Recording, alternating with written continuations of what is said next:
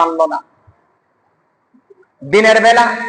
দিনের বেলা হোটেলের মধ্যে সুন্দরভাবে সামনে দিয়ে পর্দা ঝোলা, সামিয়ানা ঝোলার ভিতরে সুন্দরভাবে পানাহারের ব্যবস্থা, চা পান সিগারেট, যত প্রকারের নেশা আছে নেশা থেকে নিয়ে যত প্রকারের খাবার দাবার নাস্তা সমস্ত কিছুর ব্যবস্থা রয়েছে। মনে রাখা দরকার যে দুনিয়ার সমস্ত মানুষের চোখের আড়াল আমি হতে পারবো, কিন্তু এক রব্বুল আলামিন আহকামুল হাকিমিন তিনার কুদরতি পাওয়ারের সামনে থেকে কখনো আমার লুকায়িত করা, কখনো আমাকে আত্মগোপনে থাকা কখনো আমার দ্বারা সম্ভব না। আমি যেখানে যাই, যেখানে যে কাজ করি, দিনের আলোতে হোক রাতের অন্ধকারে হোক, মাটির উপরে হোক মাটির নিচে হোক, ঘরের ভিতরে হোক ঘরের বাইরে হোক, জঙ্গলের ভিতরে হোক অথবা একে প্রকাশ্যে রাস্তার ভিতরে হোক, যেখানে যত সমস্ত ভালো অথবা অপকর্মগুলো করি, প্রত্যেকটা অপকর্মের হিসাব আল্লাহ পাক রব্বুল আলামিন আমার জন্য করতেছেন। ফেরেশতা নিযুক্ত করে দিয়েছেন, এগুলো হিসাব করতেছেন।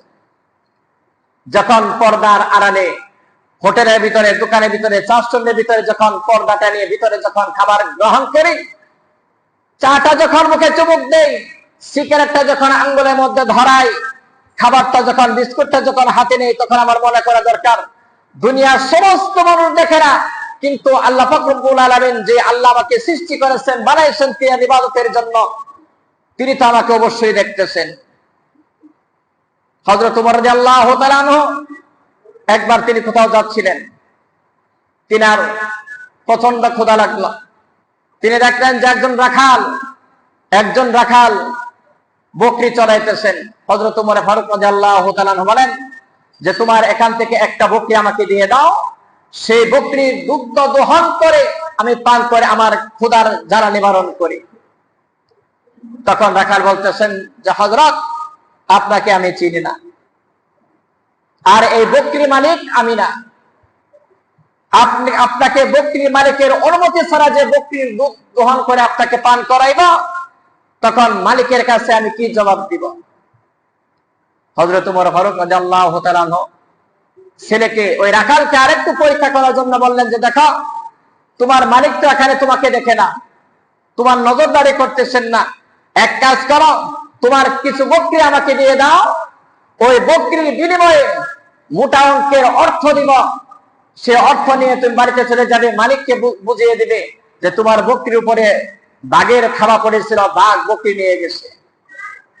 রাখাল বলতেছেন যে ওগো আল্লাহর বান্দা, আমি আপনাকে চিনি না, আমি একজন রাখাল, দুনিয়ার মানুষের চোখের অন্তরালে আমি এই 2 নাম্বার নাফরমানি কাজ করতে পারবো, কিন্তু আমাকে যে সৃষ্টি করেছেন, এই বকরিগুলোকে যে সৃষ্টি করেছেন, আপনি জনৈক ব্যক্তিকে যে সৃষ্টি করেছেন, সেই ব্যক্তির মালিক যে মহান আহকামুল হাকিমিনের দরবারে কাল কিয়ামতের ময়দানে আমি কি জবাব দিব?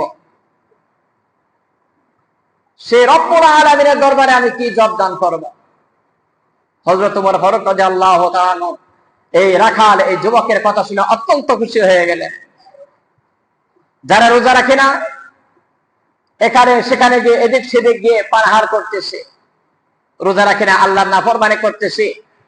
আপনি দুনিয়ার কিতাবের মধ্যে আসছে যে বান্দা, তোমার যদি নাফরমানি করতে মন চায়, তাহলে আল্লাহর জগৎ থেকে, আল্লাহর দুনিয়া থেকে সরে গিয়ে তারপরে নাফরমানি করো। এমন জায়গা গিয়ে নাফরমানি করো যে জায়গা আল্লাহ তোমাকে দেখেন না। আর যদি মনে রাখে যে না, এমন জায়গা তো কোথাও নাই যেখানে আল্লাহ দেখবেন না, তাহলে নাফরমানি ছেড়ে দাও।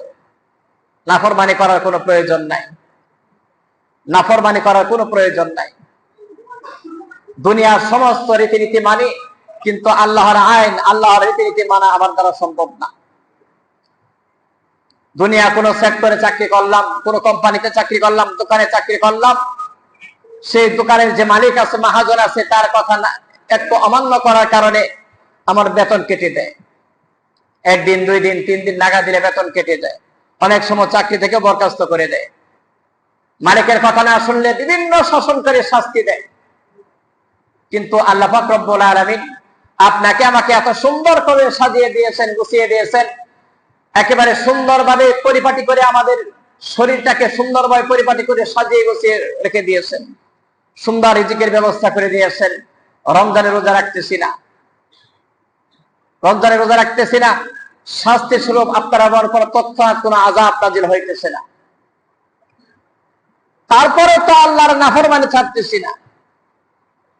আল্লাহর নাফরমানি জমিনের মধ্যে যত বাড়বে, জমিনের মধ্যে মানুষগণ আল্লাহর নাফরমানি যত করবে, দুনিয়ার মধ্যে সমস্ত কিছু থেকে বরকত আল্লাহ পাক রব্বুল আলামিন তত বেশি তুলে নেবেন।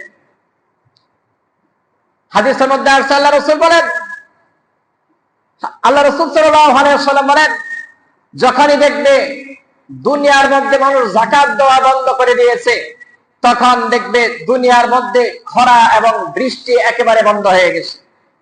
খরা চালু হয়ে গেছে, বৃষ্টি বন্ধ হয়ে গেছে। আল্লাহ রাসূল বলেন, যখন দেখবে দুনিয়ার মধ্যে বৃষ্টি বন্ধ হয়ে গেছে, খরা চালু হয়ে গেছে, বৃষ্টির অভাবে মানুষ কৃষি ফসল ফলাইতে পারতেছে না, তখন খোঁজ খবর নিয়ে দেখবে জগতের মানুষ যাকাত দেওয়া কমিয়ে দিয়েছে। আল্লাহ রাসূল বলেন, যখন দেখবে দুনিয়ার মধ্যে খুন খারাপি বেড়ে গেছে, তখন বুঝে নিবে দুনিয়ার মধ্যে আল্লাহর আইনকে মানুষ মানতেছে না। এই জন্য আল্লাহ পাক রব্বুল আলামিন একে অন্যের উপরে লাগিয়ে দিয়ে তাদের প্রতিশোধ গ্রহণ করতেছে। আল্লাহ রাসূল আরো বলেন, দুনিয়ার মধ্যে যখন দেখবে জিনা ব্যভিচার বেড়ে গেছে, ধর্ষণ বেড়ে গেছে, তখনই বুঝে নিবে দুনিয়ার মধ্যে আল্লাহ পাক রব্বুল আলামিন মহামারী দিয়ে আপনাকে আমাকে শাস্তি দান করবেন। দুনিয়ার মধ্যে আল্লাহর আইন যতক্ষণ না চালু হবে, আল্লাহর বিধিবিধান যতক্ষণ না পালন করা হবে, ততক্ষণ দুনিয়ার মধ্যে কোনো শান্তি আসবে না, ততক্ষণ দুনিয়ার মধ্যে কোনো শান্তি আসবে না।